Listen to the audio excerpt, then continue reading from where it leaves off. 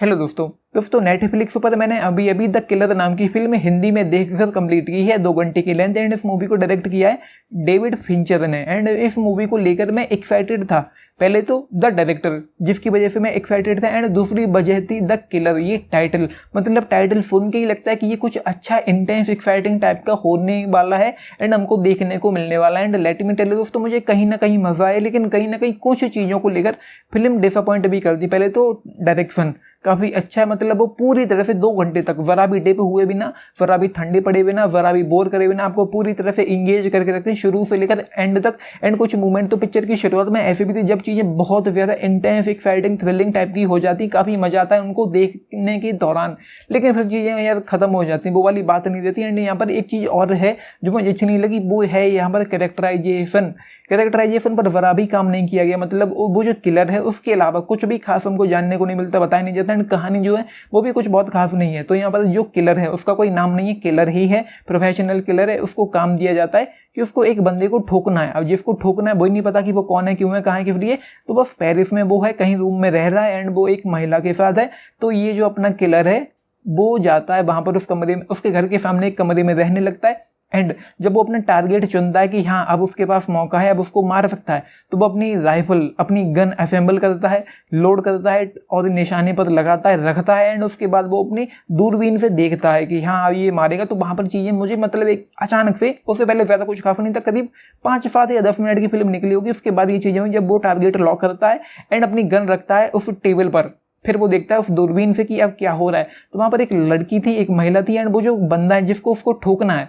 वो घूम रहे थे रूम में। तो मेरे दिमाग में अचानक से ये ख्याल आया कि अगर ये जो गोली मारने वाला है, अगर ये गोली मिस हो गई, किसी और को लग गई या ना लगी या वो नहीं मरा, तो क्या होगा। तो चीज़ें मतलब अचानक से खराब हो जाएंगी एंड जो सिक्योरिटी उसकी है वो उसके पीछे पड़ जाएगी एंड काफ़ी कुछ खराब हो जाएगा। एंड मुझे लग रहा था कि क्योंकि वो बार बार कमरे में घूम रहा था, इधर से उधर, तो वो बस फॉलो कर रहा था, उसको मारने के मौके पे था कि ये इसको मार दे। जब वो रुके तो चीज़ें हुई, उसने गोली चलाई एंड कुछ गड़बड़ हुआ वहाँ पर। तो बिल्कुल वही हो गया जो मैंने सोचा था। एंड उस मूवमेंट के दौरान पिक्चर जब तक वो पेरिस से निकल नहीं गया, पिक्चर काफ़ी ज़्यादा इंटेंस थी, एक्साइटिंग थी, थ्रिलिंग थी एंड बहुत मज़ेदार थी। मतलब बहुत मज़ा आता है, इसको पूरी तरह से आपको बांध कर रखती है, मैंने ऐसा फील किया। लेकिन उसके बाद ये चीज़ें गड़बड़ हुई। जैसे कि एक मोमेंट और था फिल्म का जो अच्छा था, जब वो उसकी जो फ्लाइट थी वो थोड़ी डिले थी, मतलब वो रात को वहाँ पर पहुँचा था एयरपोर्ट पर और उसकी जो फ्लाइट थी वो मॉर्निंग में थी। तो एयरपोर्ट वाले उसको एक रूम ऑफर करते हैं, तो उस रूम में जाकर वो रुकता है। तो उस रूम का जो लॉक था, जो दरवाज़ा उसने बंद किया, तो उस दरवाजे के लॉक के ऊपर वो एक कांच का गिलास रखता है एंड नीचे कुछ और रखता है, जैसे कि अगर कोई उसके गेट पर आए, अब जाहिर सी बात है वो किसी को असफल मारने की कोशिश करके आया है, तो हो सकता है कि लोग उसके पीछे आएंगे। तो वो जो कुछ भी करता है मतलब इसलिए कि अगर कोई उसके गेट के पास आए तो वो गिलास गिर जाए एंड वो जग जाए।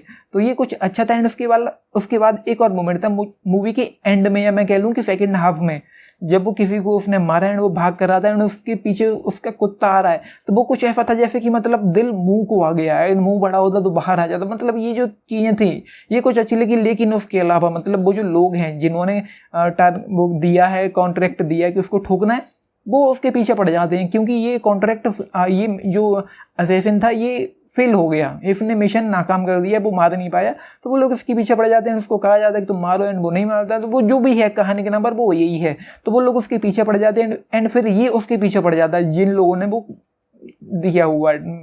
तो ये है मतलब कहानी यार मुझे उतनी अच्छी नहीं लगी एंड ज़्यादा मैं बता दूंगा तो सब कुछ मजा किरकिरा हो जाएगा। तो यहाँ पर कैरेक्टराइजेशन को भी अच्छी से डेवलप नहीं किया गया, एस्टेब्लिश नहीं किया गया, कैरेक्टराइजेशन पर काम ही नहीं किया गया।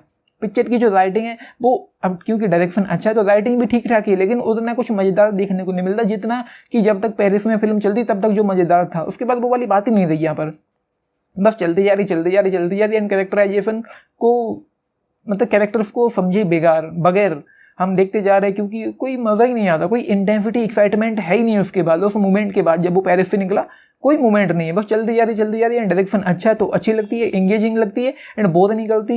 एंड ये है भाई, मतलब मूवी में और अच्छा कुछ होना चाहिए था, राइटिंग के नाम पर, ट्रीटमेंट के नाम पर, ड्रामे के नाम पर, मसाले के नाम पर।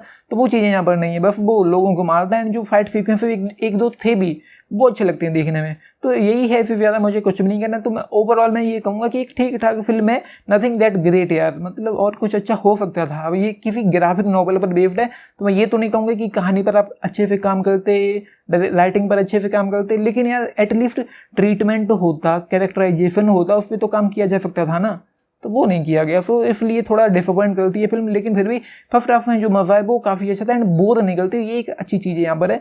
तो 3.5 स्टार आउट ऑफ 5 इस फिल्म के लिए आप 10 में से पूछें तो 6.5 स्टार्स। देखी है लिख के बताना एंड लाइक शेयर सब्सक्राइब भी करना चैनल को। Video this is Nitish, thank you and चाहे तो फैमिली के साथ भी देख सकते हैं। ये है, थैंक यू।